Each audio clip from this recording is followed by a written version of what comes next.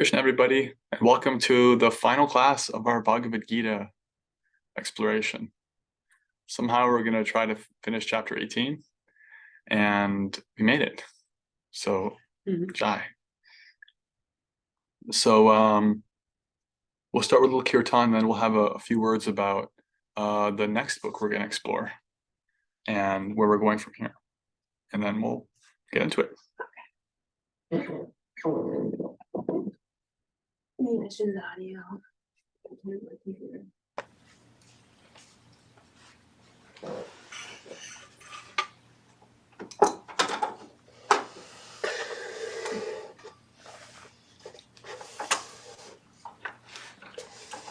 Hi, sweet souls.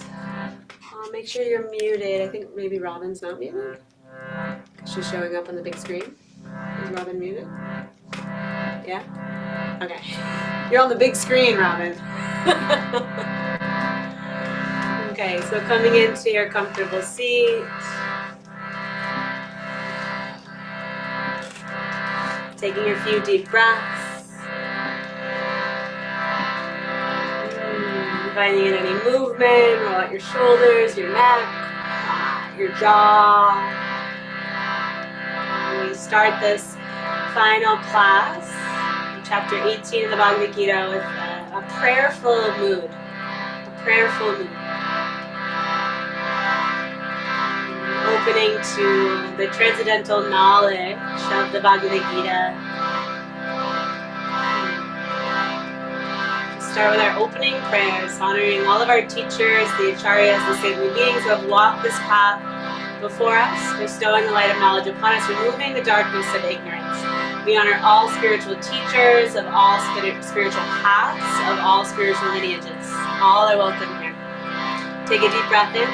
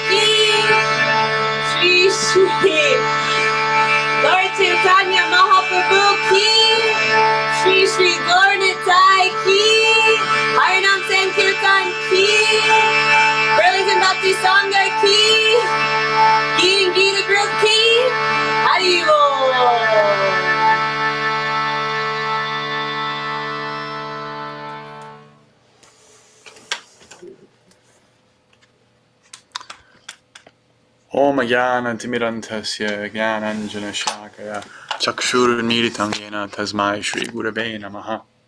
I was born in the darkness of ignorance, and my spiritual master opened my eyes. With this fortune lamp of knowledge, I offer my respectful obeisances unto him. Jai Shri Krishna Chaitanya Prabhu Nityananda Shri Advaita Gadadhara Srivasadi Gaura Bhakta Vrinda. Hare Krishna, Krishna Krishna, Hare Hare, Hare Rama, Rama Rama, Hare Hare. Hare Krishna, everyone. So before we get into our final class, it is our final class of Bhagavad Gita. And so by popular demand, we're going to continue because I want to, and Kelly wants to, and most or all of you want to. We're going to continue exploring the Shastra, spiritual literature. And we're going to keep it on Tuesdays. Of course, Kelly and I and many of us in the group are going on pilgrimage this week or next.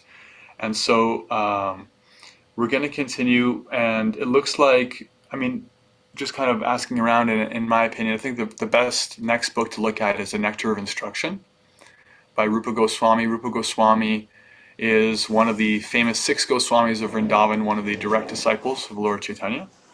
And he's a very important acharya who lived about 450 years ago. And he wrote The Nectar of Instruction. Is just 11 verses, very, very short. One of the meanings of nectar is condensed. So it's like condensed instructions, and they're not like Bhagavad Gita in a sense. They're actually like how to apply the principles of Bhagavad Gita, how to live your life in a mode of bhakti. It's very much a handbook for practice.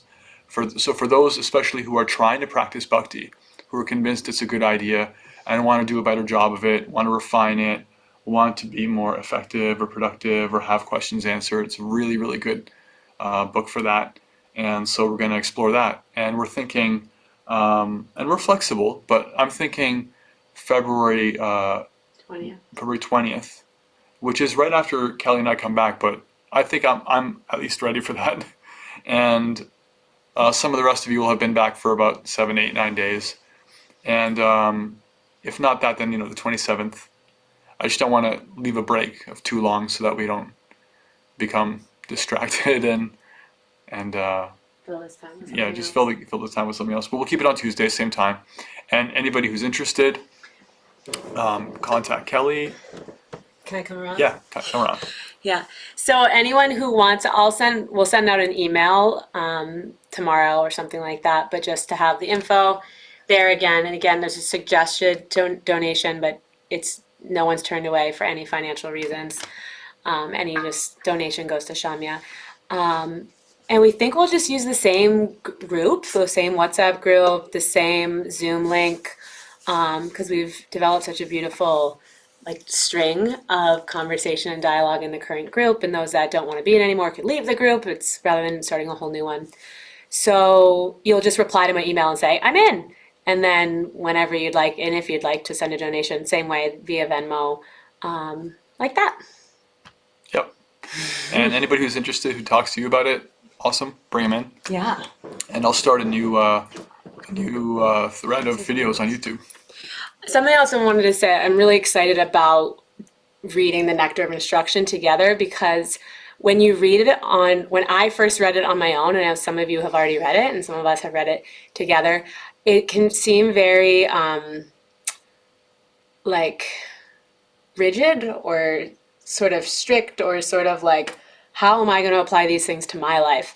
And going through it with a teacher breaks it down and makes it make so much more sense and less intimidating. So even though it's a short book, it's $2.99. I'm going to attach a link. You can on Amazon, different places. It's very short, 11 verses. But we were talking about tonight, we could spend weeks on just one verse. So there's so much depth to it, and there's a way to really understand the language in a way that may not initially land when you read it yourself. So stay tuned. Yeah. And today we'll finish the Bhagavad Gita, Krishna willing. So usually at this point, I take reflections, questions, comments from the previous chapters, chapter 17, the divisions of faith, or where we put the heart in the modes of nature. Because we have 65 verses to get through the 18th chapter, I'm going to skip that, and I'm going to say we're open to it on the WhatsApp and open to it one-on-one, and but just for the sake of trying to get through, because we're not going to have a class next week because we're going to be on a whole other continent. We'll continue in the 18th chapter. So pick it up where we left off. We got to verse 11. Now, at this point, Krishna is summarizing the instructions of Bhagavad Gita. So there's a lot in this chapter that has to do with renouncing our idea of ourself as the center of the universe. A lot of working for higher cause, working and giving the results away. Come here. Come here, Wilson. Wilson, come here. Oh, that's Eileen. Oh my dear. God. Wilson. I got it. There you go. There you go. So as we saw in the 3rd and 5th chapters about working without attachment, a lot of that is here, and also about the modes of nature. So Krishna in the 13th verse is talking about the 5 causes for any action. He says that the body, the performer, that's us, the various senses and the different kinds of endeavor, and ultimately the supersoul, the presence of the divine. These are the 5 factors of action, and everything is caused by some combination of these. And as Srila Prabhupada points out in that section, the supersoul is the ultimate cause. So Krishna is saying this because in material consciousness we tend to think of ourselves as independent, and we think of ourselves as the cause of everything we do, not realizing it's dependent on our body, on the place, on the circumstances, and ultimately on the sanction of the divine.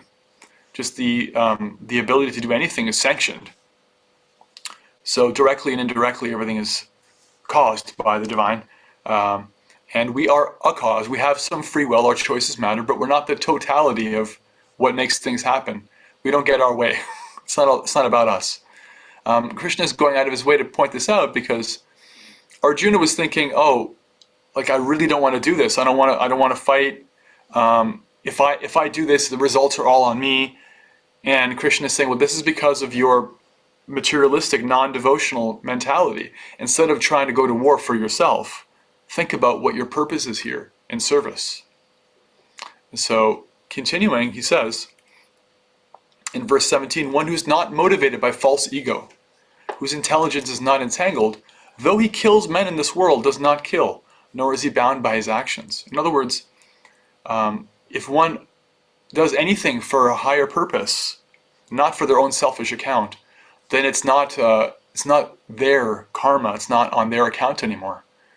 So not to be speculated, not to be guessed at, but there's a difference between performing violence when it's appropriate for a job, like being security officer, a law enforcement officer, and just choosing to be violent because you want to, because it gets you what you want. Those are 2 different things. And the reaction or circumstance, what happens because of that, is very different. Krishna's pointing that out. Then he gets into knowledge, action, and the performer of action, and how each of these can be understood in the different modes of nature. So in verse 20, Krishna says, knowledge in the mode of goodness, that knowledge by which one undivided spiritual nature is seen in all living entities, although they are divided in innumerable forms, that's in the mode of goodness. In other words, when one is able to see that despite the differences on the bodily level, despite the differences externally and also partly internally, like our minds are different too, our ideas are different. Despite all those differences, there is the same kind of spiritual quality to all living entities across humanity, across species. That vision is actually in the mode of goodness. Whereas, as he says in the next verse, the knowledge by which one sees that in every different body, there is a different type of living entity. That's in the mode of passion. It's like, yeah, that's a human. That's a non-human. That's a man. That's a woman. That's true on the bodily level. It's not true in the spiritual level. That's us and them, you know? That's my group, that's not my group. This kind of thinking, us and them, dualistic thinking, is in the mode of passion. The ability to work beyond that and see that there's an undivided spiritual quality to all living entities is the mode of goodness. And the mode of ignorance is just, he says, by which one is attached to one kind of work as the all in all, without knowledge of the truth and which is very meager. It's kind of living with blinders on. Then he talks about action in the three modes. Action that's regulated without attachment, without love or hatred, meaning without like, I like this part of it, I don't like that part of it, duality, without that. And without a desire for fruitive or selfish results, that's in the mode of goodness. And so you could probably guess that action that's performed with great effort to satisfy one's desires, that's in the mode of passion. And action in ignorance is just whimsical. Krishna says it's performed in illusion, in disregard of scriptural or spiritual injunction, without concern for future bondage, without concern for violence or for distress caused to others. That kind of action is in tamas, darkness. And so one who acts in these ways, they themselves are also in different modes of nature. Somebody who acts in a detached way, who is determined and enthusiastic in their work, whether they're winning or losing, they're in the mode of goodness. One who is working, but they're trying to enjoy the results for themselves, who's greedy. You can understand the mode of passion is there. If you see someone else doing the same kind of work you're doing and they're succeeding and you feel jealousy, it's because of the mode of passion, because you want what they have. If you see them succeeding and you're like, yeah, that's great, good for them, good for the world, then you're in the mode of goodness. It's not about you. Their success is not limited resources. It's not that because they're winning, you're losing. If it's they're winning, you're losing, or I'm winning, so you're losing, if it's this kind of thing like that, then it's the mode of passion. And the worker who is always engaged in work against spiritual injunctions, who's materialistic, obstinate, cheating, expert in insulting others, sarcasm, insulting, this is mode of ignorance, who's lazy, who's always morose, who's procrastinating, that's in the mode of ignorance. So continuing, Krishna talks about determination, verses 33 to 35.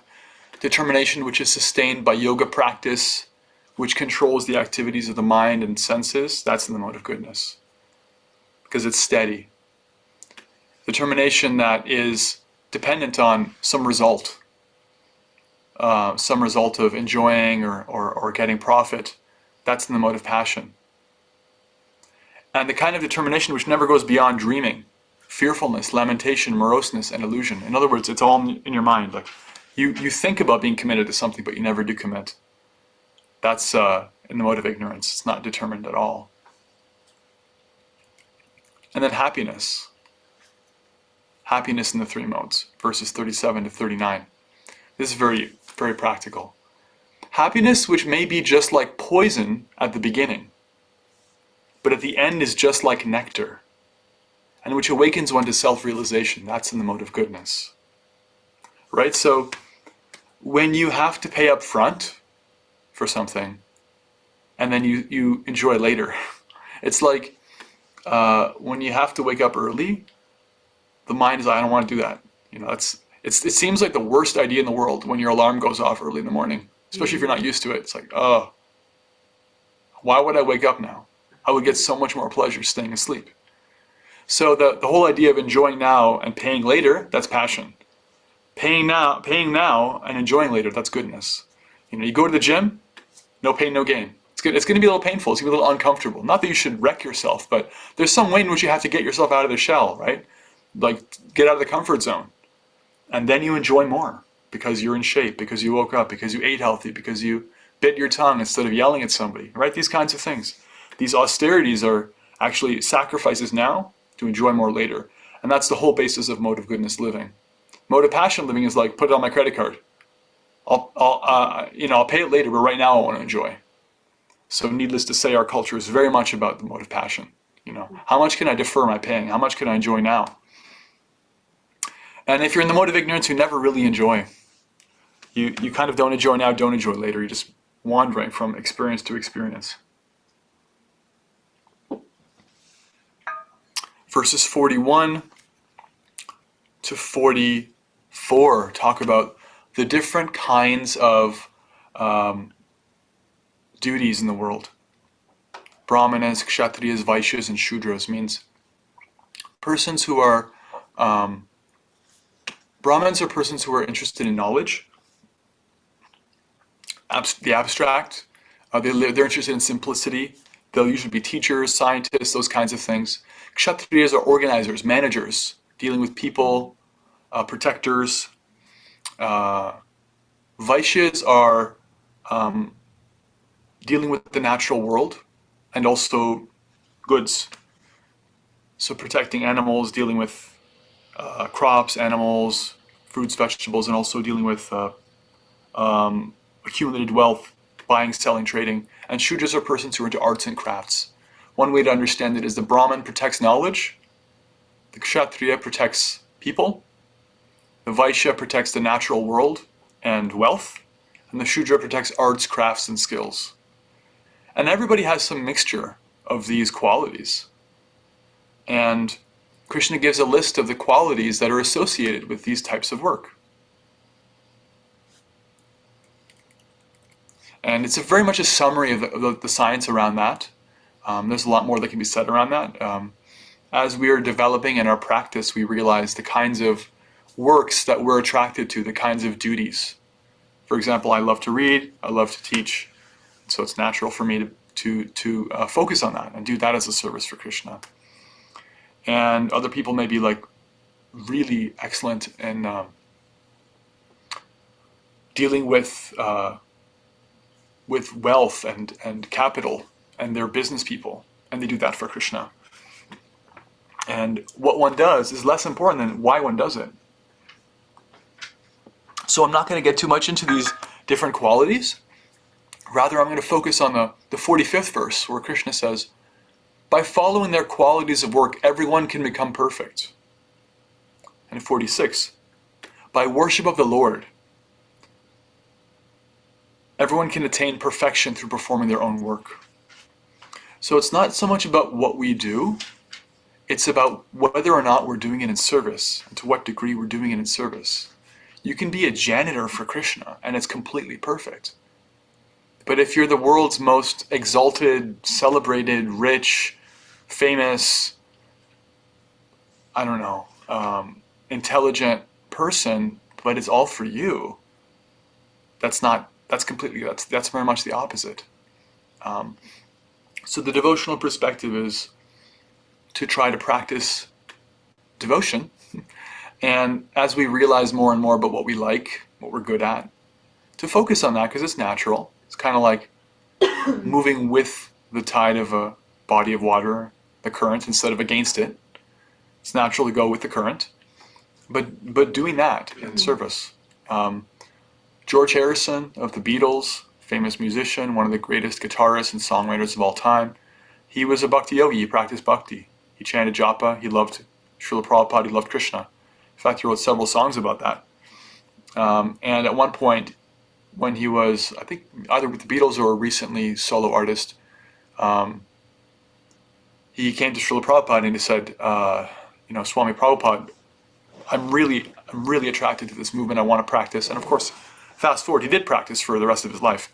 But he said to Srila Prabhupada, should I leave everything and join the ashram? I'm ready to do that.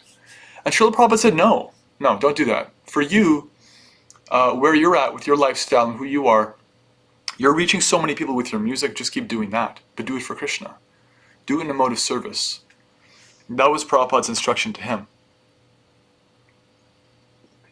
He may or may not have been suited for living in an ashram for long term. It may not have been the right fit for him, going from like the Beatles lifestyle to that. And also, he was always going to be called to music. So, of course, for devotees, kirtan is the expression of music for the divine. So the principle is not so much to change what you do, it's to change your perspective, which is what Krishna has been trying to get Arjuna to understand all along. Caitlin had a question. Caitlin had a question? Yeah. It's a good place to pause. Go ahead. She wrote it down. She wrote it down. Okay. Would you say that the end? I can also read it, yeah. Because going back to the... Yeah, go ahead. In your words. I wasn't sure if you could hear me too, because I'm using my headphones. Great. Yeah. Going back, I was reflecting on the different points around the mode of goodness, the mode of ignorance, and the mode of passion. I really liked what you said about the enjoy now, pay later, as sort of that. And I've been I've been trying to, I don't know if I'm shoehorning this in, but I keep thinking about that saying of the ends justifies the means. And I'm wondering if that is something that might be considered in the mode of passion based on action. Like if someone is operating in the sense that they're moving towards something that for the end result, which is different than what everything else we've been talking about, in the way of being detached from that. So I'm wondering if that saying has a connection to any of the modes, just for a Yeah. different way to think about it. That's interesting. Yeah, so the ends justify the means is the idea of if I'm aiming at the right thing, then whatever I do to get there is okay. So there's different kinds, even within the ends justify the means, there's different kinds of mentalities. You can be really brutal and violent about it, which is in the mode of ignorance. Or you can be like more idealistic and driven to a principle, which is more in the mode of goodness. But I would say that the idea of the ends justify the means does indicate a certain level of attachment to a result looking a certain way. That it's got to look like this. And whatever I have to do to make it look like that, that's okay. Because that's what has to happen, and that's what good is. And anything other than that is not good. And that kind of black and white thinking is typical of the mode of passion. That if I win the game, it's good, and if I lose, it's bad. So let's look at it. Like if I win the game, good; lose, it's bad. That's classic mode of passion. So then, what about the whole thing of cheating? Because you can cheat your way to winning a game, right? And does that mean that it's good or it's bad?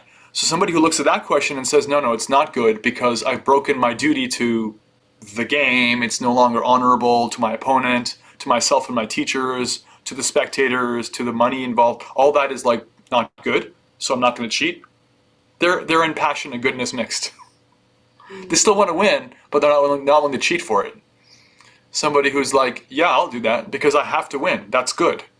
They may not say that out loud, but people cheat, and that's what's happening under the surface. It's like, no, this is okay. I remember like cheating on a test when I was in grade school, and that's the mentality. Is like, yeah, this isn't right, but I'm doing it anyway because I want to win at this, and that's passion mixed with ignorance. So there's a mixture, but in general, Krishna is saying, don't focus so much on the outcome for yourself. Focus on the process of action for service. And when you're in that place, then you'll make good decisions. And when you're in that service mode, you'll not cheat. When you're in that service mode, you'll ask yourself moment by moment as the factors change, what is best for the service here? Not what is best for me and my sense enjoyment here. Not what is best from my selfish perspective here, which is actually the default setting of the conditioned soul. That's actually our default setting. Although it's, kind of embarrassing, but that's how we operate. But the mode of goodness is at least to be interested in duty. And above that is to be not just interested in duty, but interested in serving out of love. Yeah, and lower than that is to be interested in profit. Yeah. Profit, distinction, adoration, fame. Yeah. Any more questions or comments so far? It's a lot. We're going pretty quickly because there's some really good stuff at the end of the chapter, and I just got to get there. Okay. Great. So continuing, Krishna's made the point that in verse 47, it is better to engage in your own occupation, in one's own occupation, even though one may perform it imperfectly, than to accept another's occupation and perform it perfectly. Duties prescribed according to one's nature are never affected by sinful reactions. He says almost the exact same thing in chapter 3. Every endeavor is covered by some fault, just as a fire is covered by smoke. Right? Like if you want to start a fire, fire is wonderful. It creates light and heat. It's very beautiful. It's very, very useful. But there's always going to be a certain amount of smoke. Some impurity in the wood, some impurity in the burning process will create stinging for your eyes, for your nose. There's some way in which just by trying to do something, there's an imperfection. And that's the nature of the world. That's why it's very easy to sit in the sidelines and criticize. Because when you sit on the sidelines and criticize, you don't actually have to take a risk to do anything yourself. Because the reality is, if you try to do anything, even with the best of intentions, you're going to fail some percentage of the time. There's going to be some smoke in that fire. And Krishna is saying that's just the way it is. Don't try to be perfect. Try to act out of service. Try to do the best service you can. Try to refine it.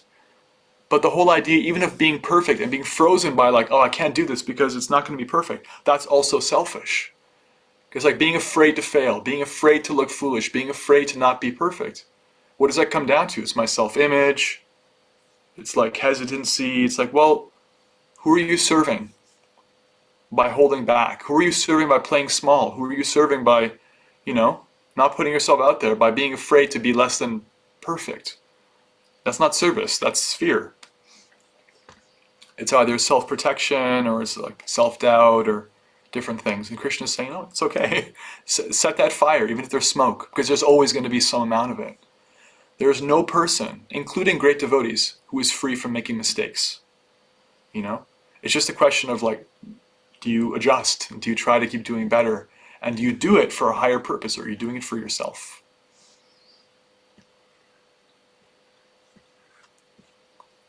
That's a very helpful verse for perfectionists. Very helpful for perfectionists. Every endeavor is covered by some fault, just as fire is covered by smoke. Yeah. Mm-hmm. Continuing. So Krishna is talking about one who is self-controlled and unattached, and who disregards all material enjoyments, can obtain, by practice of renunciation, the highest perfect stage of freedom from reaction. In other words, he's talking about that level, that stage of being perfectly situated in service, without selfish consideration. Now, in verse 54, he says something very beautiful, and it's a famous verse. I'll share it here. 1854, 1 second. Share screen.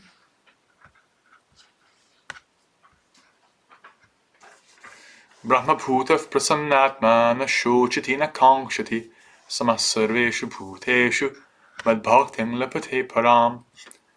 One who is thus transcendently situated in this way, in other words, in this way he's been describing of not being focused on your own satisfaction, but towards dutifully serving the divine.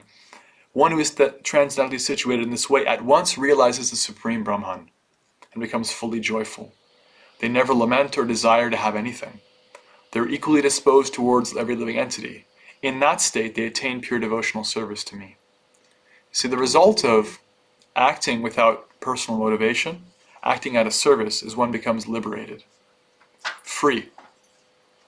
The more one acts on their own account, the more one is bound. They're bound by their karma. They're bound by fear and anxiety. They're bound by hope. All these things are just different manifestations of their own selfishness. Fear is like, I want this, what if I lose it? Anxiety is, I have it, what if it's taken away? Even hope in that context is like, I really want that for me, then I'll be happy. All these are forms of bondage. And the more one is acting unselfishly, out of service, the more one is freed from all those things.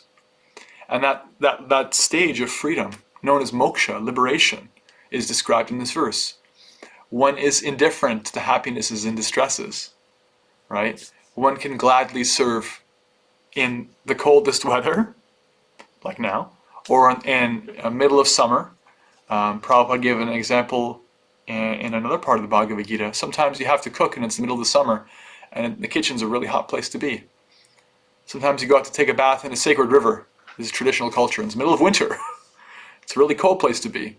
But if you're doing it and you're just joyfully doing it in service, it won't matter anymore. It won't matter whether you're winning or losing these little games of life. You're not playing that game anymore. You're not caring if you're winning or losing. You're just happy. And that verse we just read says, you're transcendently situated. You're always joyful. You're equal to everyone.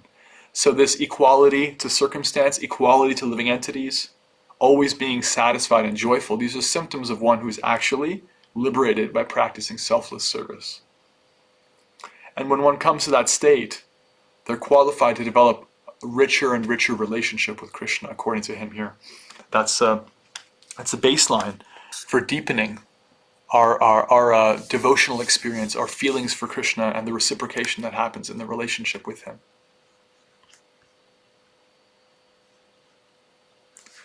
And he affirms this in the next verse.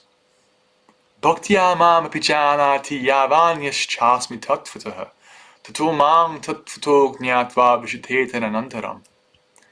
One can understand me as I am, as the Supreme Personality of Godhead, only by devotional service.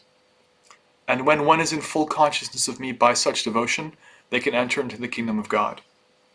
In other words, as we become free from selfish action, we're actually enjoying life more, we're equal to everybody, but we're also more and more qualified to practice pure devotional service. This statement of pure devotional service means devotional service, acting for the pleasure of the divine, pure means without selfish motivation. Until then, there's some mixture. It's like I'm chanting Hare Krishna, but I'm kind of doing it because I want to feel good, or I want to look good, or I want to get it over with, or there's some mixture of that. There's some part of me that's like actually connecting to the divine and feeling some connection of giving. And there's some part of me that's also like, well, what about me? That's mixed devotional service, and that's very good. But by advancement, one practices devotional service that's increasingly free from any selfish desire. Krishna says, this is the only way to know me as I am.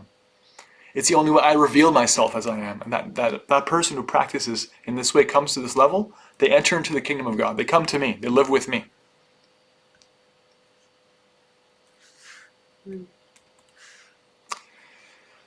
And then he says, though engaged in all kinds of activities, my pure devotee under my protection reaches the eternal abode by my grace. If you become conscious of me, you will pass over all the obstacles of conditioned life by my grace. If, however, you do not work in such consciousness, but act through false ego, not hearing me, you'll be lost. If you don't act according to your nature and don't fight, you'll be falsely directed. By your nature, you have to be engaged in warfare. Krishna is making the point, Arjuna, this is your nature. If you don't use that in service, you're just going to use it for yourself. You know? You can take Arjuna out of the fight, but you can't take the fight out of Arjuna. He's a warrior. That's who he is. He's a protector. He's going to find a fight somewhere else, whether it's like protecting people from being bullied or being a bully. He's going to be, one way or another, he's going to fight. So doing it for Krishna in the way that Krishna wants, that serves the divine purpose, that's how we can use that particular skill set. So Krishna is saying, again here, try to act according to my direction. Try to find what your purpose is. Hear that and act in that way.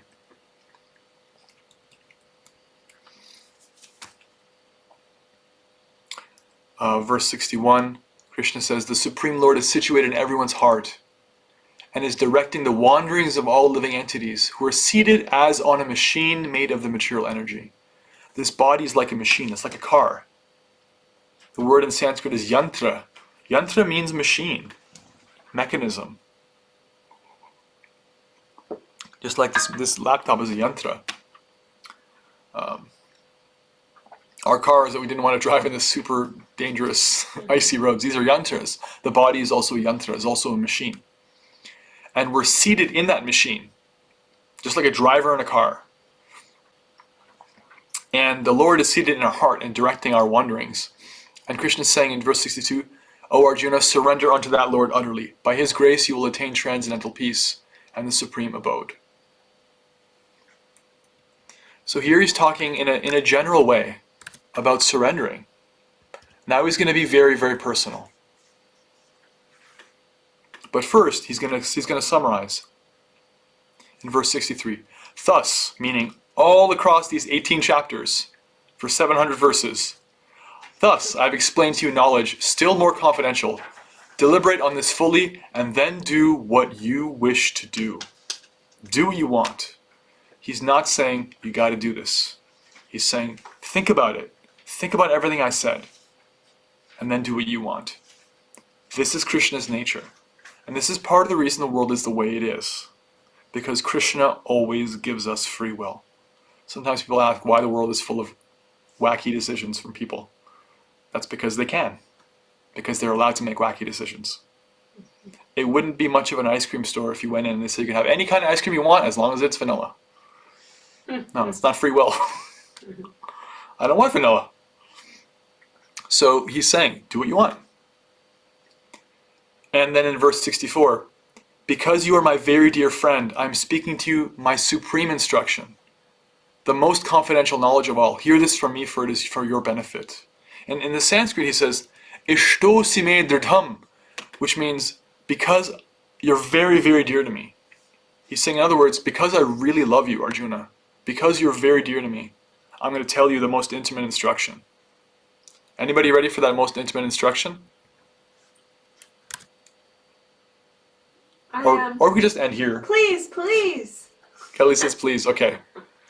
This is maybe the most quintessential verse of Bhagavad Gita. It's a great climactic verse. It's a great verse to memorize in English or Sanskrit. This is the most intimate knowledge. Verse 66. I'll share the screen. 66. Yeah. Sarvaturman parityajya mamekang sharanang vraja aham tvang sarvabhapebhyo mokshayashyami ma shuchah. Abandon all varieties of religion and just surrender unto me. I shall deliver you from all sinful reactions. Do not fear. In this verse, religion, dharma, means all of your duties. Give up all of your duties. Give up the conception that you have to do all these other various things. You have one duty, to surrender to me. And all the things that you do will be in relationship to that. Give up all other conceptions of what your duty is. Mam ekam, me only. Sharana, take shelter of me only. I will protect you from all bad reactions. Prabhupada says in the purport, do not fear, do not worry, do not hesitate. Krishna is not talking about the Supreme Lord in the third person, surrender unto him utterly. He's not talking in the abstract. He's saying, I will take care of you. Please, Arjuna, I promise you. If nothing else I've said made sense, if you trust me, just understand, I got your back. I'm not asking you to do anything that's bad for you here. If you're surrendered to me, I promise I'll protect you. You're worried about the bad reactions, it's all going to work out. I got you. He's inserting himself in Arjuna's dilemma. He's inserting himself as Arjuna's friend. And that's his promise to all of us. Jiva Goswami, the nephew of Rupa Goswami, one of the 6 Goswamis, he says this verse is like a garland for the devotees of Krishna. They wear it around their neck and they celebrate it because it's a promise Krishna gives. And when Krishna gives this promise, it's not just like he gives it to Arjuna. It's like, yeah, you weren't born 5,000 years ago. You weren't there when Krishna said this to Arjuna, tough for you. No, it's always true. It's an open invitation. Anybody who wants to take up this choice, to take this option, to tick that box, to opt out of living a life for themselves, to opt in to any degree, to try to surrender, Krishna is willing to show up for them. So that's why Jiva Goswami says it's a garland, and the devotees celebrate that promise, always. Very, very important verse, 1866.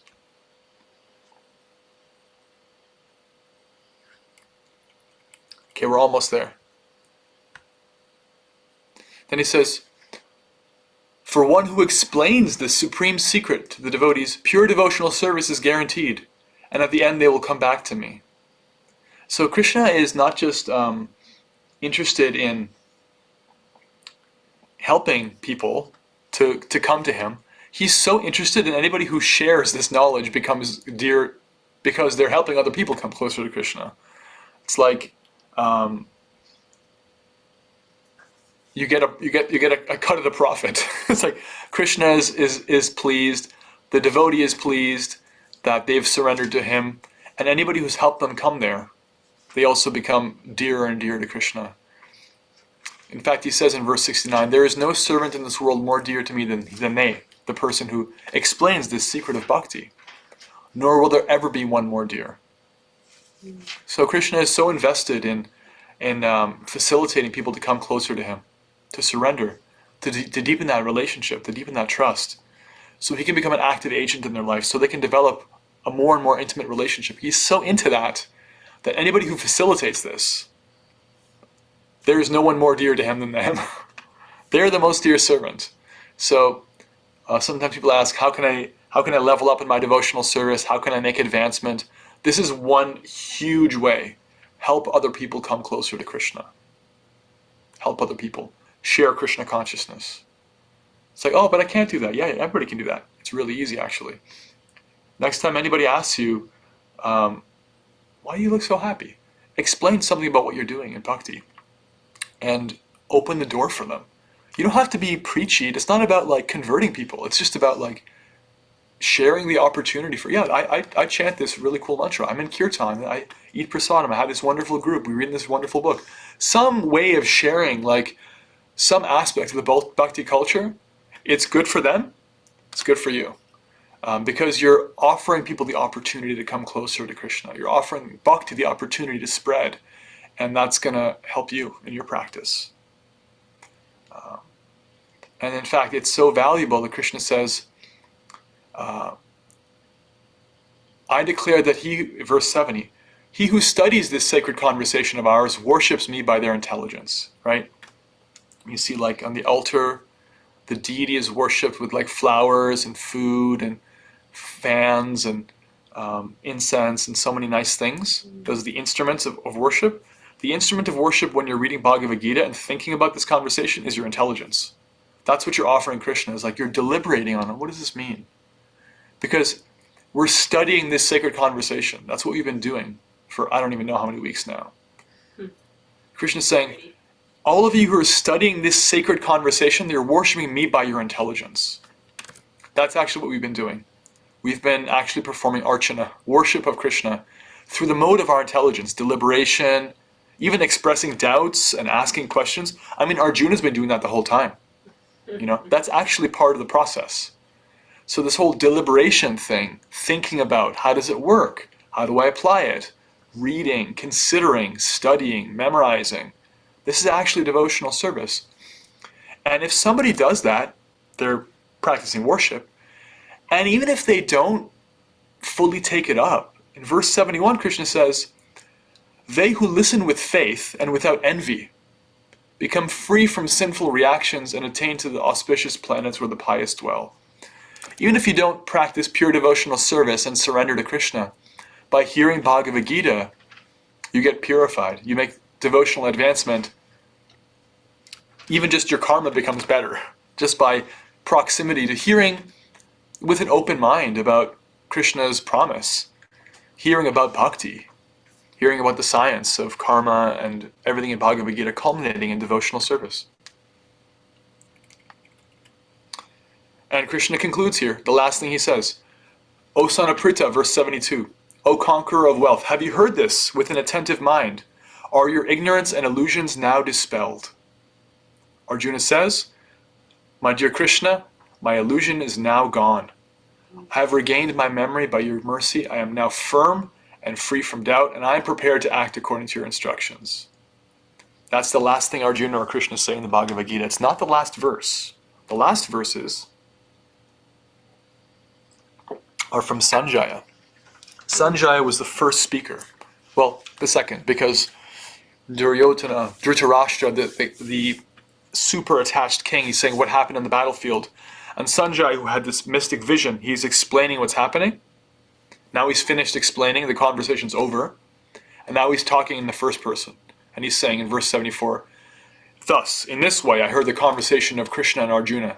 And so wonderful is it that my hair is standing on end. As I repeatedly recall this wondrous and holy dialogue of Krishna and Arjuna, I take pleasure being thrilled at every moment. As I remember the wonderful form of Lord Krishna, I'm struck with wonder more and more. So this is the result of hearing Bhagavad Gita in a devotional mood. Sanjay is actually a devotee. He's actually of pure heart. He hears Bhagavad Gita and he's thrilled. His hair is standing on end. He's excited. He feels wonderful, to put it mildly, because he realizes what's happening, how important these exchanges are, what it means for him, what it says about Krishna, our protector, our friend, the supersoul, our companion, our witness. And this is also what it means for us. And when we're hearing Bhagavad Gita, like we heard the whole Bhagavad Gita a couple of weeks ago, we recited the whole Bhagavad Gita.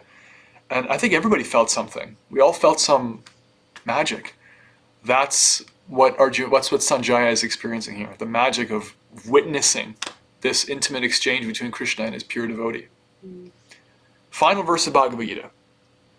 Wherever there is Krishna, the master of all mystics, and wherever there is Arjuna, the supreme archer, there will also certainly be opulence, victory, extraordinary power, and morality.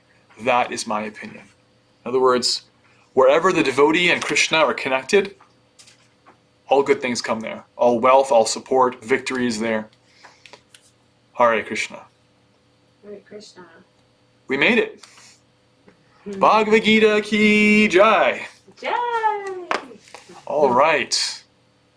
Now we got to share some reflections after a long class of me talking at you. Hopefully there were some things that stuck. That core verse, abandon all varieties of religion, just surrender unto me. Do not fear, do not worry, do not hesitate. I will protect you from all sinful reactions. Krishna's promise, his love for Arjuna, the value of sharing Krishna with others, the modes of nature in relationship to different kinds of knowledge, different kinds of happiness, different kinds of things. Anything that stood out, let's get some reflections. And also, just anything about how you feel finishing the Bhagavad Gita. How it's been for you. How has your life changed doing this?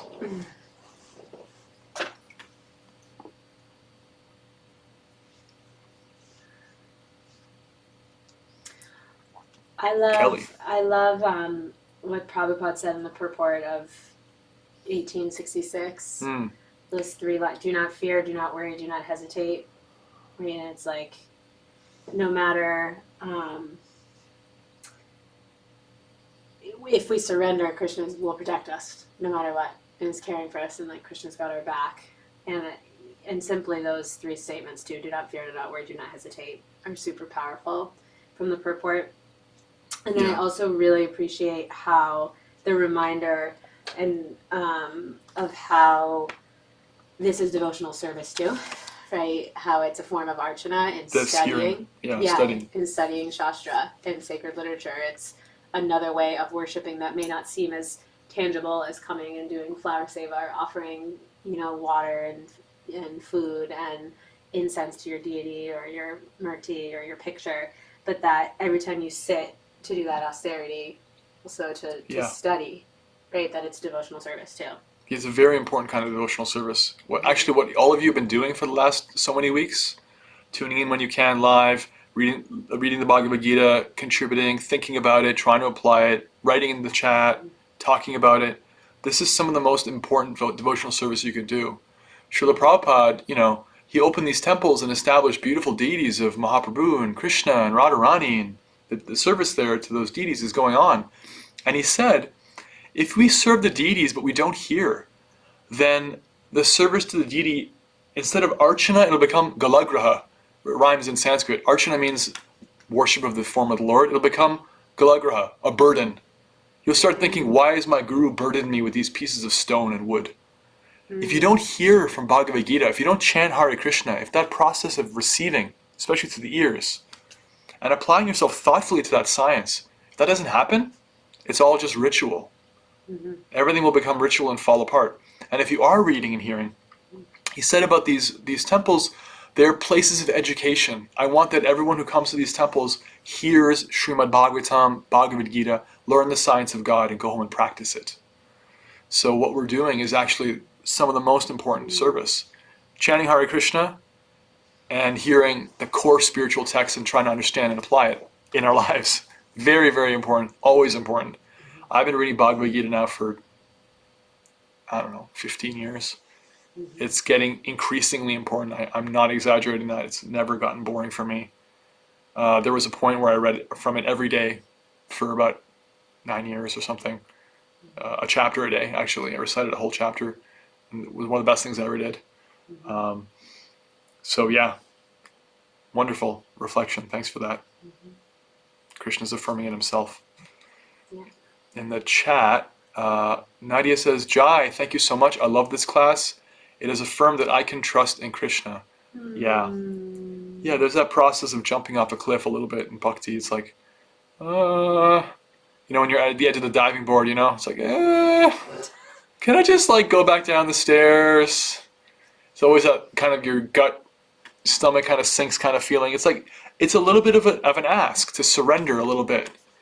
And something you can't see. To something you can't completely see, but you see it to some degree, and it's like, okay, so I trust, so I'm gonna take one more step in that direction, and that's what Krishna is asking Arjuna to do.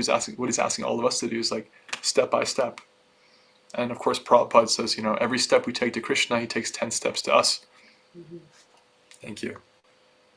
Caitlin says, love verse 74. I can relate to Sanjaya. All right, let me see. Hair standing up on end. 74.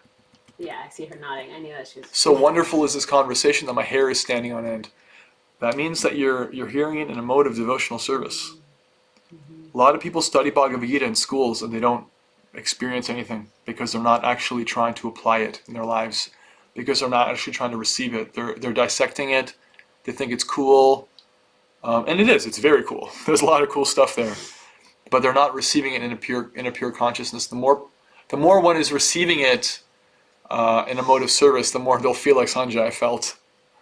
So thank you for that. And someone had their hands up. Tanya, go ahead. Excited to reread. Good for you. Thank you, Prabhu. This has just been wonderful. But the last few things that I wrote down, it's just so much. So don't change what you do. Change your perception. About every endeavor has fault. Perfectionist. Fear and anxiety is a form of bondage, and basically Krishna's got your back. Like, that was just so profound to me and relevant for everything that I'm working through.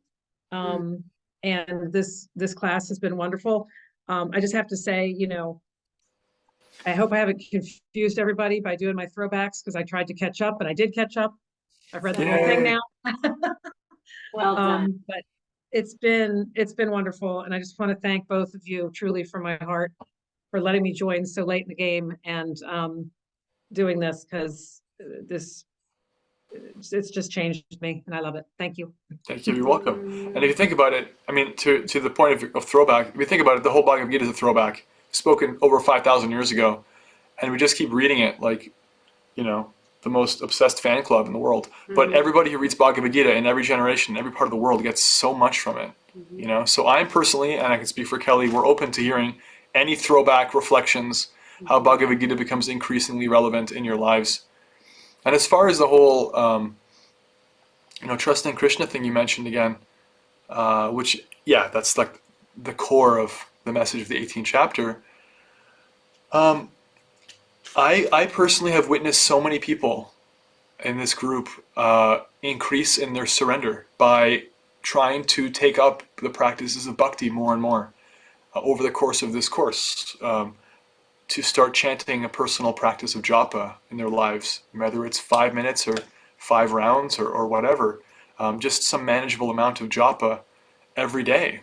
I've seen people take up different kinds of service and take vows around kirtan, and their relationships with their family and with money and with their body and the world improve and deepen. I've seen just that process of trusting Krishna more and more in basically everybody's life. That example is there, including in myself. I mean, just going through Bhagavad Gita has increased my internals and also my externals of surrender. So it's how it works. And anybody who has any questions on how to do that, what it looks like in their lives, let Kelly and I know. Formally or informally, we're both like coaches and spiritual teachers, and we're also friends to all of you. And that's what we're here for, is to not just theoretically talk about Bhagavad Gita, but see how it can apply for everyone in their lives. Yeah, and also I think it's the fact that Tanya spent so much time going back and doing a reflection as detailed as you did with every chapter, joining late. That's like just such a testament to your dedication and your like thirst your thirst, your spiritual thirst, and it's clearly being, what is it, quenched? What does that say? Yeah, Yeah. your thirst is being quenched, and Krishna's reciprocating. So he gifted you a gallbladder surgery so that you could catch up. How kind! How kind! Yeah, so don't feel like you have to stop reading Bhagavad Gita now. Mhm. You can go back. Caitlin already said she wants to reread. Everyone can reread. You can keep contributing. I will be checking WhatsApp when I'm in India. And Krishna is always available. Eileen, well, first Noel says, have to go. Thank you. Really love the class. Safe travels. Haribol. Thank you, Noel. We loved having you. Yeah. Eileen has her hand up. Go ahead. I was just going to say that again, like kind of to echo Tanya, so appreciative of your service and your knowledge and your willingness to be, this humble teacher for us. So I just want to say thank you so much. The second thing is I actually caught myself with a good devotee friend. We were kind of talking about the Gita. And I was like, oh yeah, I think it's chapter 9 that yada, yada, yada. And she's like, well, look at you. That was Way to kind of go. cool. That was kind of like okay, like maybe it's sticking, maybe this is good. So I want to thank you for that. That was the geek in me getting excited Fantastic. about Do you remember what you mentioned from chapter 9? Oh gosh, I don't. It was like it was in like kind of stream of consciousness. We were talking about some things going on in our lives, and I was like, "Well, in the Gita in chapter 9," and it was just we both actually stopped and laughed, and I was like, "Oh my goodness, it's happening." It's So working. thank you. And I guess my final reflection, it just kind of something came to me as I was listening to this chapter and you speaking, while I was corralling my son's dog Wilson. Wilson. He just got dropped off. Is that like this is just such an epitome of a love letter from Krishna. And not only is he telling us how much he loves us, but Yeah. he's giving us everything we need to know to love him. And, this giving us Maya and giving us all of these modes and giving us all these challenges is actually such an act of love because it forces us to use our free will to love him without any force, with just our true heart. And so, I don't know that I ever looked at the Gita as like this love letter, but I think kind of coming full circle and hearing also your love of this book kind of lended itself to that mood of kind of just looking at this as this beautiful, this beautiful guidance and love that Krishna is giving us. Thank you. That is at the heart of Bhagavad Gita. It is a very heartfelt thing from Krishna to Arjuna and back at Krishna. It's not theoretical. It's very personal. That's why Krishna says this is such a confidential thing, because he's dropping his guard. He's really letting, if we want to, we're being let in to how he feels. There's a very intimate revelation of how Krishna is so invested in all of his parts and parcels. The verse you were talking about, or I think I remembered when you were saying this, is 64. Ishto sime dhritamiti, that because you're my very dear friend, I'm speaking to you this supreme instruction, the most confidential knowledge of all. Hear this from me for your benefit. This ishtaha means really you're very dear to me. Like Arjuna starts by trying to be independent, and then he says, no more independent. I'll be your student. You be the teacher. I can't figure this out. Help me. And at the end, Krishna's coming down to Arjuna's level. Is like, this isn't about teacher and student. Like, just understand, like, we're in this together, and I care for you deeply, and I'm going to protect you. So there's like that. There's that. That's the ultimate message. It's like, aside from all the like cool and interesting things, is that it comes down to a personal relationship with the Supreme. And as you pointed out, we get to see that, and we get to have all the tools to build that for ourselves, step by step, as we feel comfortable to do that. Okay. Any other reflections? Any comments? Anything that stood out from the day and the whole book? Mm-hmm.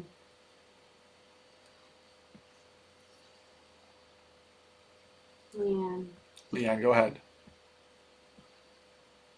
Thank you. So just for me, this last little bit too, it's not about what we do it's about what we do for Krishna.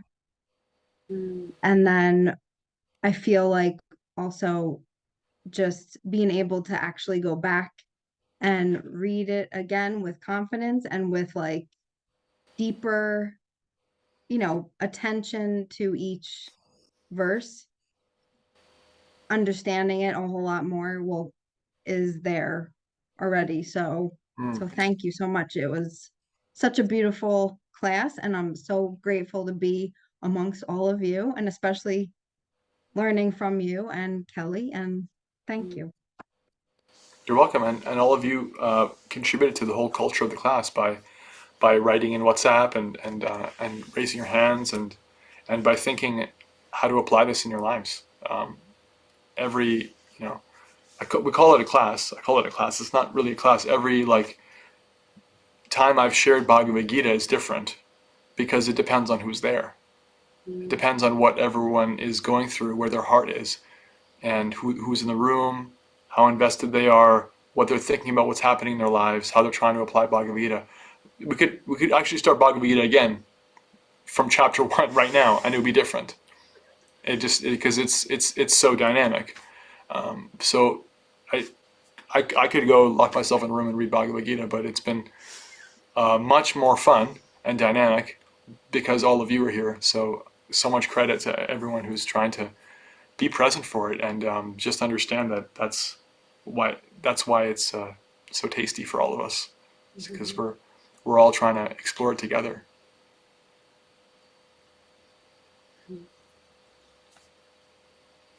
Samantha says, thank you, incredible experience, sacred teachings and conversations. I will write in the thread. Hare Krishna. Yeah, your homework is to write anything in it that you like in the thread. Finish the 18th chapter, give any reflections you like, and any feedback about when you want us to start. I'm kind of leaning to the 20th, although it's going to mean being a little bit jet lagged, and maybe Kelly won't be there because she'll be just arriving, and We'll see. But we'll see. But let us know what you think. 20th or 27th of February, and who's on board, and just keep it going. That's the so-called homework. Any more comments or questions from the 18th chapter, the conclusions of Bhagavad Gita, or from the whole conversation? Anything that stood out?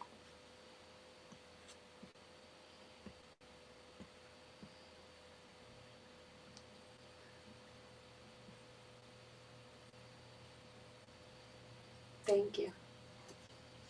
Kelly says thank you.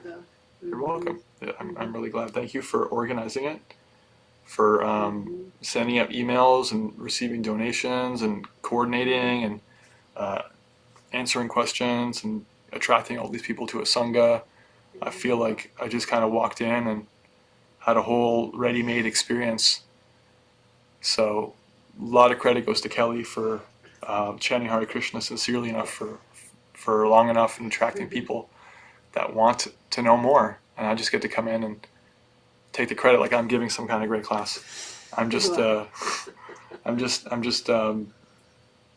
contributing.